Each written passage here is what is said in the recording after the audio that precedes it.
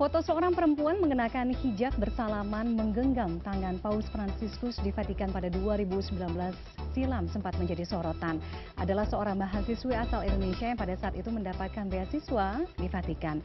Dari pertemuan singkat tersebut, perempuan berikut ini belajar banyak hal khususnya tentang keberagaman dan dialog lintas agama. Bergabung bersama kami malam hari ini Dewi Praswida, anggota Persaudaraan Lintas Agama Semarang. Selamat malam Mbak Dewi. Selamat malam Mbak Tiffany. Baik, Mbak Dewi, kita kembali ke tahun 2019 ketika momen pertama Anda bertemu dengan Paus Fransiskus yang juga menjadi sorotan.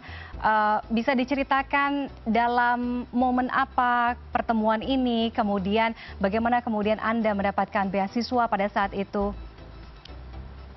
Oke, baik, terima kasih Mbak Tiffany. Momen tersebut adalah momen saat saya sudah selesai menyelesaikan studi jangka pendek tentang dialog lintas agama di Vatikan, tentunya dengan beasiswa dari pemerintah Vatikan. Kemudian saya bisa mendapatkan beasiswa tersebut yaitu melalui seleksi yang diselenggarakan oleh Dewan Kepausan untuk dialog lintas agama di Vatikan. Seperti itu, Mbak. Oke, pertemuan itu berlangsung cukup singkatkah?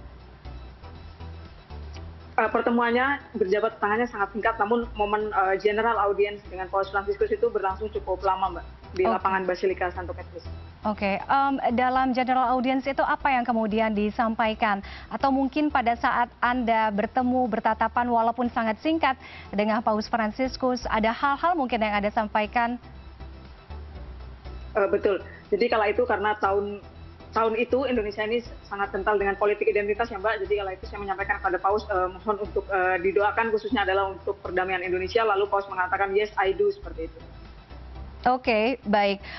Sebagai aktivis lintas agama, bagaimana Anda kemudian melihat sosok dari seorang Paus Fransiskus? Apa yang Anda belajar dari sosok ini? Mbak Dewi? Ya, halo Mbak.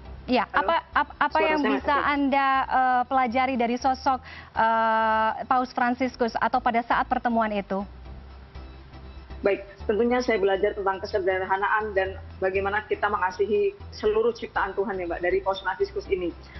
Kita tahu sendiri Paus ini sangat jauh dari gemerlap dunia, di mana beliau mudah saja untuk mendapatkan gemerlap dunia begitu.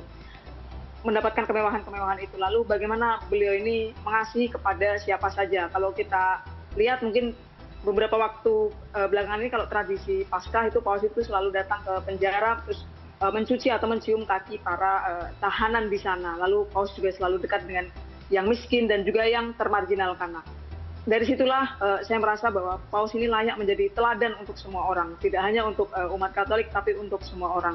Oke, baik. Mbak Dewi, meskipun pertemuannya berlangsung cukup atau sangat singkat bahkan, apakah, karena saya baca dari story Anda di sosial media, pertemuan ini sangat-sangat berkesan, bahkan mengubah cara Anda memandang hidup, kemudian khususnya tentang keberagaman agama.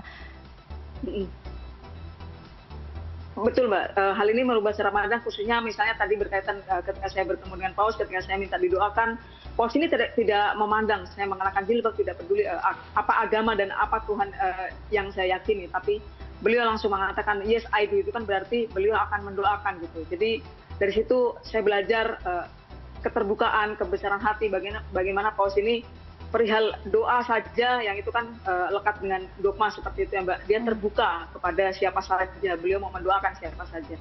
Oke, baik. Apa mungkin nilai-nilai yang bisa Anda ambil dari Paus Fransiskus, kemudian Anda bisa tularkan ke generasi-generasi muda saat ini dengan kondisi dunia yang terjadi pada saat ini? Hal yang bisa saya petik adalah bahwa di dunia ini kita tidak bisa hidup sendiri, maka kita harus terbuka dan tentunya kita harus membangun jembatan, jangan pernah membangun tembok. Itu adalah sesuatu yang selalu digaungkan Paus Fransiskus. Kita harus membangun jembatan agar dapat saling menolong satu sama lain, bukannya tembok yang kemudian membentuk sekat-sekat yang berujung orang itu saling bermusuhan atau saling berseteru. Baik, terima kasih Mbak Dewi Praswida, anggota Persaudaraan Lintas Agama Semarang, sudah berbagi momen kenangan bersama Paus Fransiskus di CNN Indonesia malam hari ini. Selamat malam Mbak Dewi. Selamat malam Mbak Tiffany.